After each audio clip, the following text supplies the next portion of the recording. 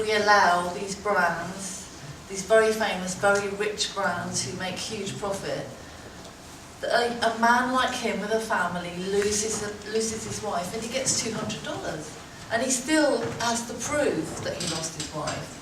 And it's actually, it makes you very ashamed that you have ever been in any one of those stores. I think that's my overriding impression, is that we cannot be in need of cheap clothing so desperately. If we're doing that to that man, it's absolutely immoral. You know, when this country was debating slavery, it was always the economic argument came up. Well, people aren't going to want to pay more for their sugar. The economy will collapse if we pay more. If we don't have slaves, our economy depends on it. But it was legislation that had to stop slavery, and I think it's really only legislation now that is going to change how these companies behave, because I don't think the shoppers are going to do it. I think the shoppers become too used to it, too used to having stuff very cheap. So I think it's mainly lobbying government to do something rather than just the shopper who will just go and buy what she can afford. So I think it's lobbying people in power who can change the rules, really. Peter? Well, I agree, of course, legislation is the final answer, but I think we have to be realistic in Europe, certainly in the UK, but in Europe as a whole, and North America. We've got governments which are afraid to act, and certainly afraid to act against big corporate interests, and that goes for successive governments, Labour and Conservative in this country. So I would say what we need is, you do need individuals to take action, and they can help by buying organic, certified organic cotton clothes. And the fact that the market is growing by 10% or so a year, not just in Europe but globally, shows that things are changing, and they can change. But ultimately, you're absolutely right, we need real hard laws, because some companies and some businesses won't change. A few years ago, who would have said that people would have banned smoking? You know, I mean, and that's been people being very, very aware, and the public being aware, so that I think if more and more people talk about it, and you hope that you can just keep the fire alive with pictures of what really happened in Bangladesh and things like that, you can hope that your small effort will make the difference, and that you don't just say, oh well, it doesn't really make a difference, because you know, every single person who comes out and says something, it will make a difference. I think that, you know, the 10 letters that high street brands start getting every week start spelling a direction that they need to go forward, not just lovely greenwash, you know, a nice ethical policy on their website, but some real content. And I think what we've seen is this, you know, disjointed behaviour from, you know, the kind of PR comms department of large brands and the buying, merchandising, design departments of the same brands, because clearly, you know, the two should be driven together. But I think it is very, very exciting that, you know, through what was an absolutely tragic accident where it awoken the world. Suddenly we had, you know, some very, very powerful press in areas where, you know, we haven't. You know, in America, we had huge coverage of the Rana Plaza tragedy. There were more than 50 citizens groups and NGOs and trade unions campaigning at a very, very public level. People Tree launched the Rag Rage campaign both in the UK and in Japan, and we spoke to trade press and news.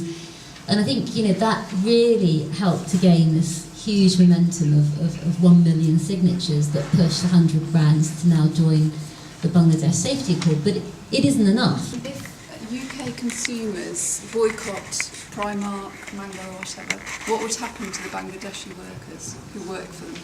Well, I think that the trade unions and the workers are very clear. They don't want to boycott. What they want is they want higher prices paid for their products. Maybe we need to campaign onto a few levels of some of the so-called, you know, serials, like, for example, Taking the Archers, where they managed to get in quite a lot of stuff in there that you learn about, and it's done all as a part of a storyline. Lovely idea. I mean, you probably just need to get hold of the writers of some of those things. People don't realise, and I know that's a propaganda programme, but I'm always very proud of what I learned The trouble in is the that Archers. the agricultural story editor, Steve Peacock, doesn't know a lot about cotton growing. But now you've suggested it, I know Steve, I will talk to him. keep listening, keep listening. When they go shopping, they will say they won't buy the cheapest because... Okay, all right, I'll see what I can do.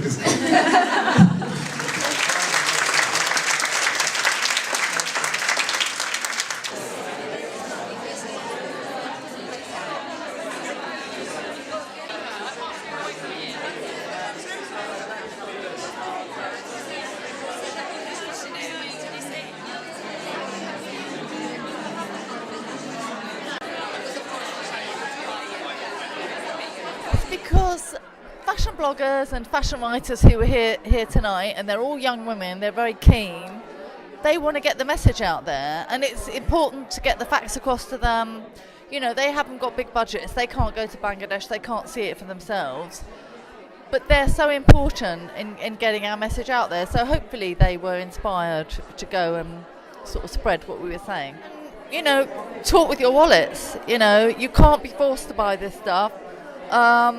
Contact the brands, contact Philip Green, contact the CEOs of Matalan, Mango, Primark, and ask them questions. Don't just be happy with what they put on their website about how ethical they are. Be very, very vocal. Because now, you know, with blogging, there's nowhere to hide, really. We can make our voices heard.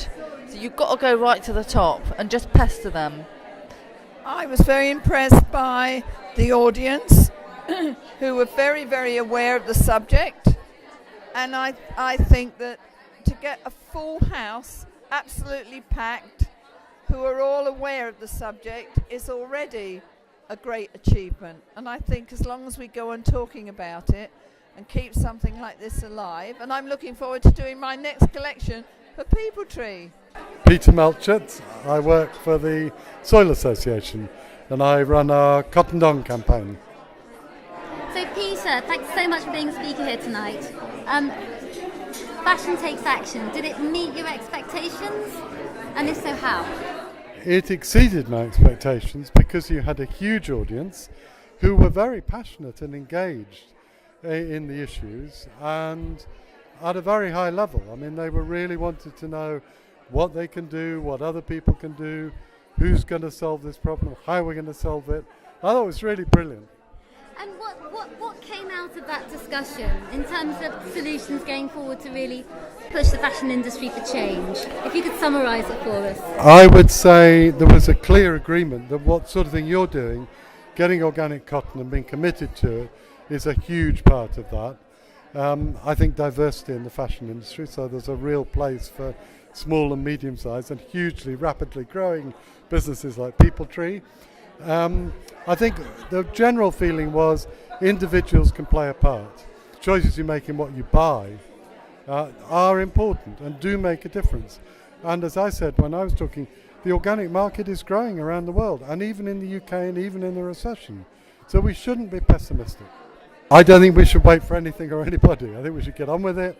I think we should support businesses like yours, as the Soil Association very strongly does. I think, as I say, we can all take individual action. We should talk about it. We should tell people. I hope everyone who is here tonight is talking about what they learned. You know, that organic farming cotton means that people can feed their families, that they're not under Monsanto's thumb, that they're using less precious and rapidly diminishing fresh water, which the planet, all life depends on. All of these things make a huge difference. So talk about it. People are much more influenced by their friends and their family than by the newspapers, and certainly more than by government or by pressure groups or even by wonderful companies. So get people talking, and that's what you did tonight. It was great.